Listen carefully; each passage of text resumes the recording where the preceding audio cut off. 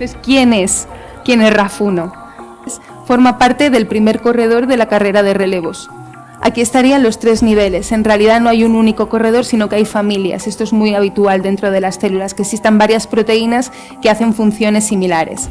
Pues RAF1 está aquí, en el primer nivel, que son los miembros de la familia RAF. Tenemos a RAF, BRAF, y en realidad RAF1 también se le llama CRAF, pero yo prefiero llamarle RAF1, por ir a contracorriente. El siguiente nivel de la vía son las proteínas MEC, que hay 2 muy parecidas, MEC1 y MEC2. Y el último corredor, el que va a atravesar la meta, se llama ERK, y también hay 2 familias, ERK1 y ERK2.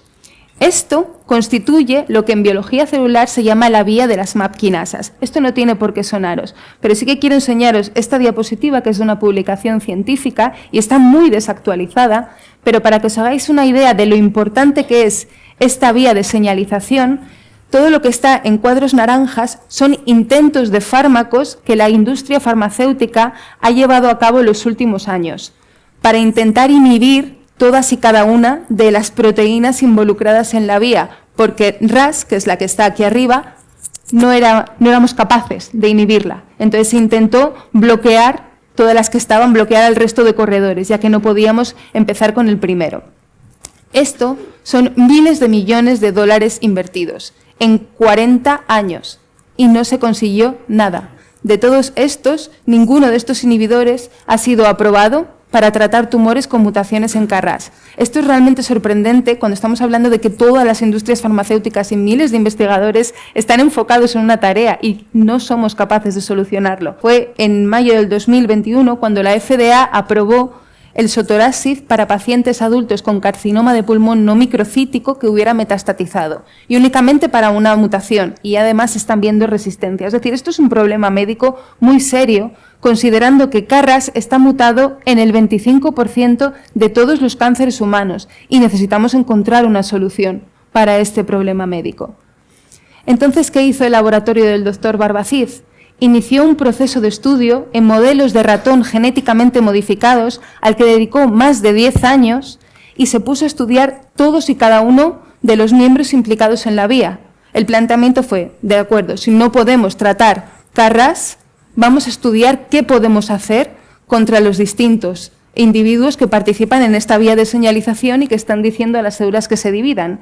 Y para hacer eso, lo que hicieron fue generar modelos muy sofisticados de ratón, en el que una vez que el ratón era adulto, eran capaces de inducir adenocarcinoma de pulmón, similar al que ocurre en adultos, y una vez que se detectaban los tumores por ultrasonido, igual que hacemos con los seres humanos, bloqueaban genéticamente cada una de estas dianas y veían qué pasaba. Veían qué pasaba a 2 niveles, porque son los 2 igualmente importantes. Por un lado, estudiaban si eliminar alguna de esas vías conseguía que el tumor de pulmón desapareciera, es decir, que hubiera una regresión tumoral. Pero es que esto no es suficiente, porque esto está pensado para que luego sea un tratamiento para seres humanos. Entonces hay que ver si eliminar estas proteínas que forman parte de la vía de señalización más importante de las células va a ser tóxico para el paciente, porque no podemos eliminar cualquier cosa de las células. Hay proteínas que son necesarias para que las células sanas también sobrevivan. Y si vamos a dar un tratamiento a nivel sistémico a un ser humano, ese tratamiento va a llegar a todas las células, tumorales y no tumorales. Necesitamos que sea tóxico solamente en las tumorales. Por eso también se estudió la toxicidad. Y el racional fue así. En primer lugar, empezaron por el último corredor, el que pasa a la meta, y eliminaron ERK1. No pasaba absolutamente nada. El tumor seguía creciendo. Cuando eliminaban ERK2, el tumor también seguía creciendo. Esto tiene sentido porque el hecho de que haya varios miembros de una misma familia es precisamente por la importancia que tiene esta vía. La célula no se puede permitir que si eliminas una proteína se bloquee la división. Por eso tiene mecanismos redundantes. Y una proteína es capaz de compensar el efecto de la otra. Entonces no teníamos ningún efecto antitumoral. Y dijeron, bueno, pues vamos a eliminar las 2. Y sí, efectivamente, los tumores desaparecían. ¿Cuál era el problema? Que los ratones se morían. Es decir, esto no nos vale como una posible diana terapéutica. Un planteamiento similar se hizo con un nivel superior, con las proteínas MEC. Al eliminarlas de manera individual, no teníamos ningún tipo de efecto de regresión tumoral en cáncer de pulmón y eliminar las dos sí que funcionaba, pero resultaba demasiado tóxico como para aplicar en un posible tratamiento futuro. Así que nos fuimos a la familia de RAF y fuimos eliminando una a una.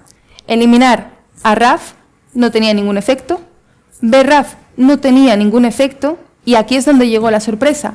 Al eliminar RAF1, los tumores de pulmón desaparecían y, lo mejor de todo, los ratones vivían perfectamente y no había toxicidad. Esto fue un hallazgo muy importante porque además no solo se vio en adenocarcinoma de pulmón, sino que también se vio en adenocarcinoma de páncreas.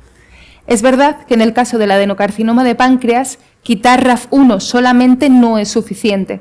Hay que eliminar también o bloquear otra proteína que se llama EGFR o receptor del factor de crecimiento epidérmico. Pero contra esa proteína ya hay muchos fármacos aprobados. De tal forma que conseguir un fármaco que elimine RAF1 sería una opción terapéutica fantástica para estos dos tipos de cáncer. Es decir, RAF1 lo que es una diana terapéutica, una proteína contra la que diseñar un fármaco puede tener un efecto muy beneficioso para pacientes con cáncer. Esta es RAF1. Y ahora os quiero hablar cómo trasladamos o cuál es la idea para trasladar este descubrimiento del laboratorio a la farmacia. Es decir, vale, ahora sabemos que tenemos una diana terapéutica que es RAF1, pero ¿cómo hacemos un fármaco que pueda llegar a pacientes? ¿Cuál es el proceso? ¿Cuáles son las etapas que hay que seguir para desarrollar un fármaco? De lo que os he hablado en realidad es de la fase de descubrimiento, en la que los científicos encontramos una molécula, una diana, que afecta al desarrollo del cáncer. Nosotros sabemos que si eliminamos RAF1, vamos a conseguir que los tumores de pulmón desaparezcan. Esa es la fase de descubrimiento y en este caso, como os he contado, llevo más de 10 años de pruebas en modelos genéticos. A veces ni siquiera se descubren estas dianas. Luego está la fase preclínica, que es la que hacemos generalmente en los centros de investigación y en la que yo estoy trabajando ahora en el CENIO con todo el grupo. En esta fase estudiamos si las moléculas que hemos encontrado funcionan, si son seguras, cómo las podemos atacar y para eso se utilizan múltiples aproximaciones en paralelo. Por un lado hacemos simulaciones por ordenador, pero también hacemos análisis en células, en placas de cultivo en las que crecemos células de tumor, de cáncer de pulmón, y vemos si al echarle estos posibles fármacos, estas posibles moléculas, conseguimos que esas células en placas se mueran. Una vez que pasamos los análisis de cultivos celulares, también lo estudiamos en modelos animales, concretamente en modelos de ratón, para ver si es seguro, si es tóxico, si realmente funciona. Y si toda estas moléculas son prometedoras, es cuando pasamos a un tipo de ensayos muy particulares que probablemente también os suenen, que son los ensayos clínicos. Esta es la fase clínica, donde ya son médicos, oncólogos, en colaboración con investigadores, los que prueban estos posibles fármacos en hospitales y en seres humanos. Y estos ensayos clínicos tienen 3 fases. En la fase 1, lo que se hace es probar la seguridad del posible medicamento, del posible fármaco, en un grupo reducido de pacientes sanos, generalmente entre 20 y 100 pacientes, y lo que se estudia es posibles efectos secundarios, distintas dosis del fármaco, se ve cómo responden, se prueba la seguridad. Si el fármaco es lo suficientemente seguro, se prueba su eficacia. Y para ello ya pasamos a un ensayo de fase 2 en el que se estudian un grupo más grande de pacientes y esta vez pacientes con cáncer, entre 100 y 500 pacientes. Se estudian a la dosis que se ha determinado en la fase 1 distintas vías de administración, se siguen monitorizando todos los posibles efectos secundarios y lo que se analiza aquí es si este fármaco es eficaz. Es decir, al tratar pacientes conseguimos el objetivo que buscábamos, que es disminuir la carga tumoral de los pacientes con cáncer de pulmón. Si esto es así y el fármaco demuestra ser eficaz, pasamos a ensayos muy grandes, los que se conocen como ensayos de fase 3, en los que se prueban miles de pacientes, para tener una evidencia sólida de que realmente el fármaco funciona y, sobre todo, es seguro. Si pasa todos estos controles, se le puede pedir a alguna agencia, como la Agencia Europea del Medicamento, que apruebe el fármaco para tratar a seres humanos. Este proceso de descubrir y desarrollar un fármaco puede durar entre 12 años. Y de las más de 10.000 moléculas que se pueden identificar en la fase de descubrimiento, solamente unas 20 pasan a los estudios preclínicos en células, en ratones. De estas, solo la mitad pueden llegar a entrar en ensayos clínicos y con suerte una se aprueba. Es un proceso largo y es un proceso que requiere mucho trabajo, mucha investigación y muchas mentes pensando en la misma dirección. Pero bueno, yo os voy a hablar del punto en el que estamos ahora. Ya os hablé de cómo se llegó en la fase de descubrimiento a identificar la diana, que era el primer paso, era RAF1, y ahora qué hacemos con esa diana, cómo abordamos la fase preclínica y diseñamos un tratamiento efectivo. Pues el objetivo es conseguir la degradación farmacológica, porque lo que hemos demostrado es en modelos genéticos, pero a un ser humano no podemos eliminarle el gen de RAF1, tenemos que darle un medicamento que elimine la proteína, porque no podemos hacer terapia genética en humanos para eliminar esta proteína. Entonces necesitamos un fármaco, un medicamento que degrade nuestra diana, que es RAF1. El problema es que actualmente no existe nada que haga nada remotamente parecido a eliminar RAF1. Tenemos que empezar desde cero. Y encontrar algo que degrade es bastante más complicado que encontrar los inhibidores clásicos de esa diapositiva que os mostré y que os dije que no había funcionado ninguno. Ahora ya sabemos por qué no funcionó ninguno. Pero es todo un desafío el que tenemos por delante. ¿Y qué pasos tenemos que dar para conseguir esto? Pues en primer lugar, para encontrar algo que se pegue y degrade a RAF1, tenemos que saber cómo es RAF1. Es decir, tenemos que producir la proteína en grandes cantidades para poder estudiar a nivel atómico toda su estructura y ver si encontramos alguna zona en la que un fármaco se podría unir y podría degradar. Entonces, el primer punto sería producir la proteína completa. Después hay que ver su estructura atómica, determinar con un microscopio muy potente, del que os voy a hablar luego, que es la criomicroscopía electrónica, cómo es esta proteína a nivel atómico, hasta el más mínimo detalle. Después tenemos que ver si esta proteína tiene algún bolsillo, tiene algún hueco, alguna zona estructural tridimensional en la que un fármaco pudiera pegarse y promover su degradación. Después hay que adaptar estos fármacos y hacer modificaciones químicas para finalmente tener un degradador. ¿Cuántos pasos para llegar a diseñar un fármaco después de llevar 12 para identificar la diana? Como veis, la investigación contra el cáncer es bastante compleja y lleva tiempo. Entonces, bueno, vamos paso a paso. Primer punto es producir la proteína de RAF1 completa. Aquí es donde empecé yo a trabajar en el CNIO y lo primero que me dijeron fue: llevan 30 años intentándolo y nunca se ha conseguido. Bueno, pues nada, si ya era difícil, pues vamos a ponerlo todavía más complicado. Pero bueno, no hay problema, desafío aceptado. Y empezamos a diseñar el primer protocolo, diciendo esto va a funcionar, da igual que nadie lo haya conseguido, esto vamos, diseñamos un protocolo y funciona. La realidad fue bastante más compleja. Hubo que probar muchas cosas, hubo que darle muchas vueltas y cambiar el enfoque, que a veces eso es lo que nos saca del atolladero, no hacer lo que otros han hecho siempre.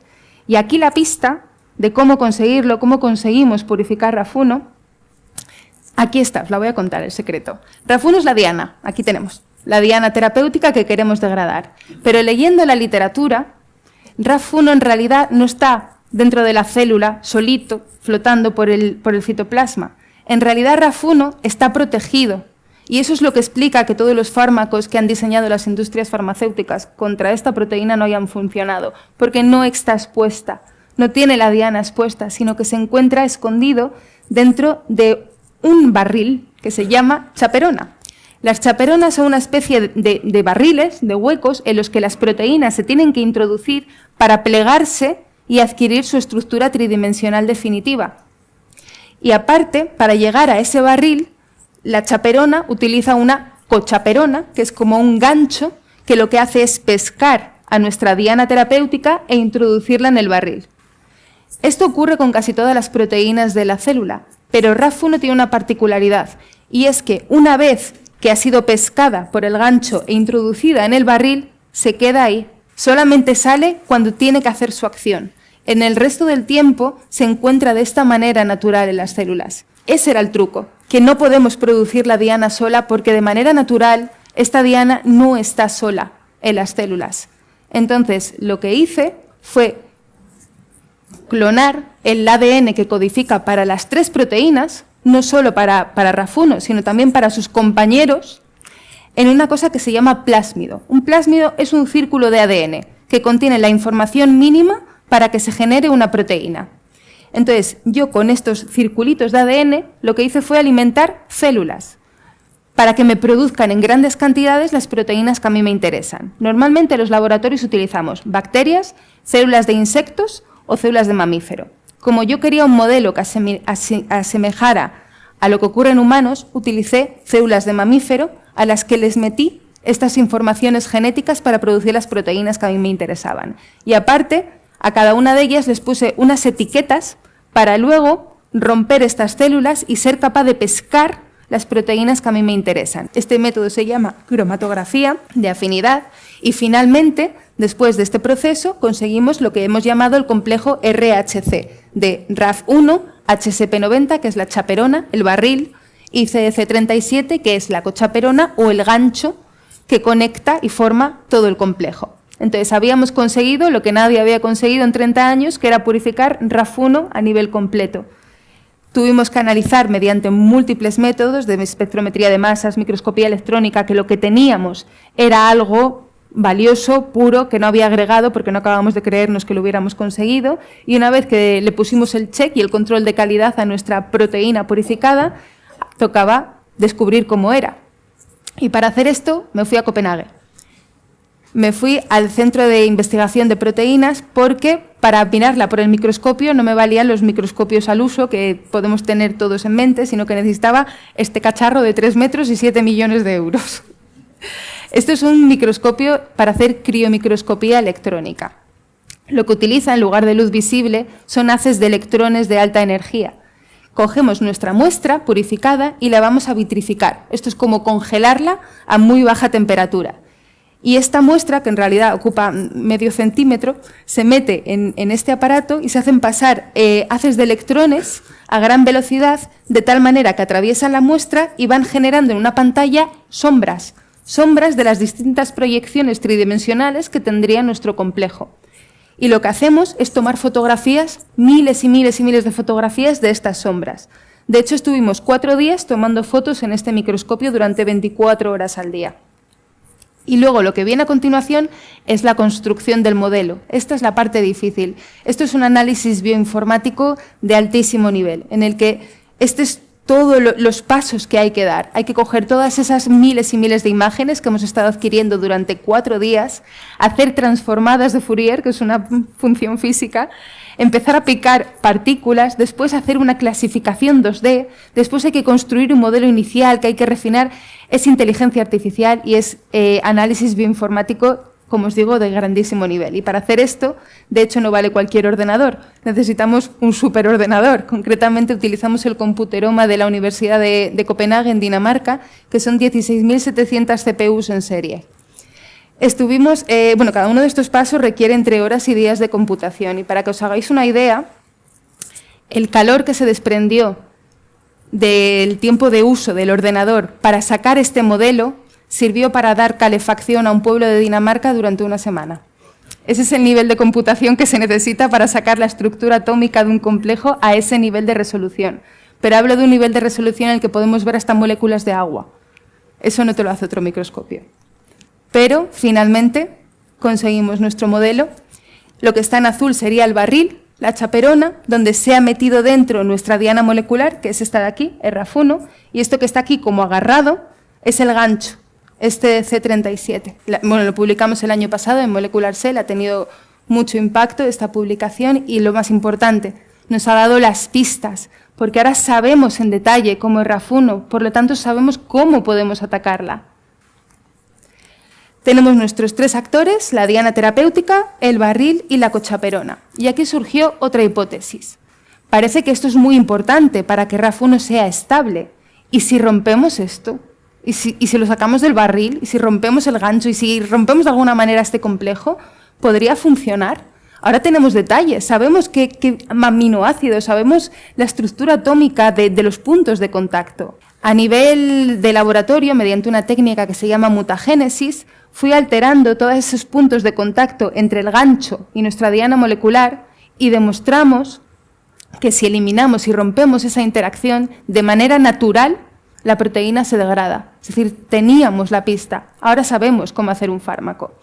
Así que el siguiente paso es la identificación de estos bolsillos y ver si realmente tenemos la estructura y las características como para que un fármaco se pueda pegar ahí.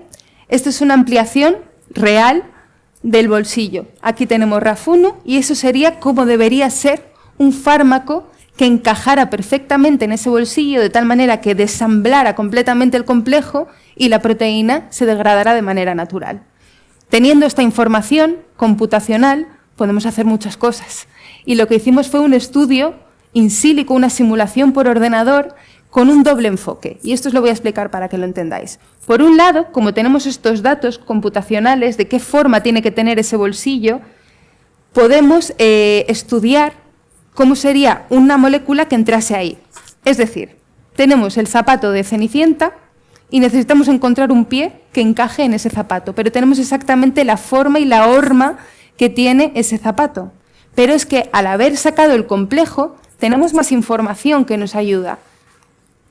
Como sabemos que el gancho está en contacto con ese bolsillo, podemos crear lo que se conoce como un pseudoligando, un fármaco de mentira que mimetiza lo que sería nuestro fármaco ideal.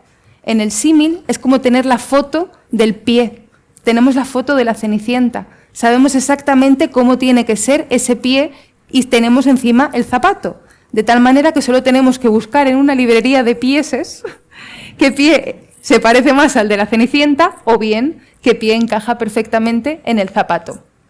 Estas librerías son librerías de fármacos que ya son comerciales, lo cual es una ventaja enorme, porque si encontramos el pie ideal, es muy fácil trasladarlo a la industria farmacéutica porque son moléculas que ya existen. Concretamente hemos probado 46 millones de pies y tenemos unos 1000 pies que son ideales, se parecen muchísimo al pie de la Cenicienta y encajan muy bien en nuestro zapatito de cristal.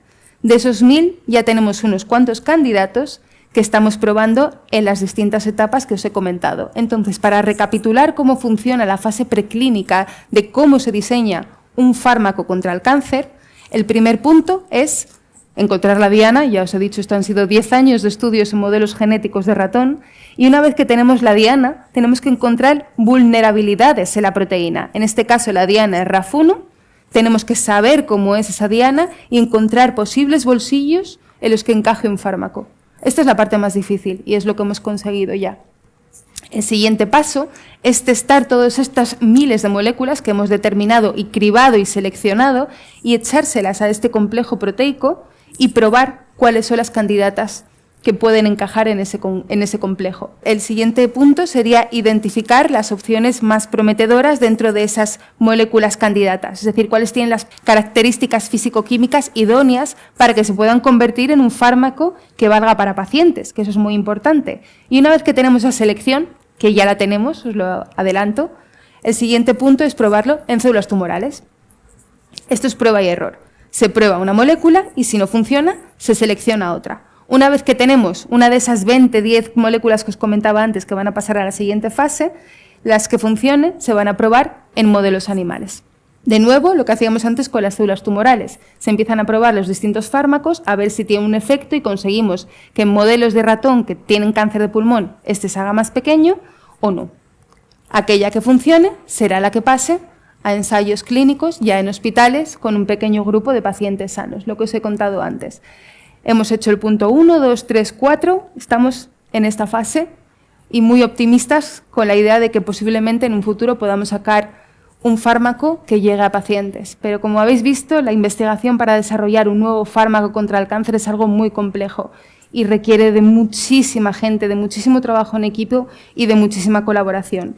Y, por ejemplo, aquí es algunos de mis compañeros que han participado en esta investigación, entre ellos mis estudiantes de doctorado, que me ayudan día a día con todo este tipo de cosas. Y esto es un trabajo interdisciplinar entre grupos. Y sin estas mentes pensantes que tienen la misma pasión y que abogan en la misma dirección, sería imposible sacar grandes resultados. Así que nada, eso es lo que quería compartir con todos vosotros, la investigación que estamos haciendo, y solo daros las gracias por la atención, por mostrar ese interés por la ciencia, y cualquier duda que tengáis de esto o de cualquier otra cosa, estaré más que encantada de responder a vuestras preguntas.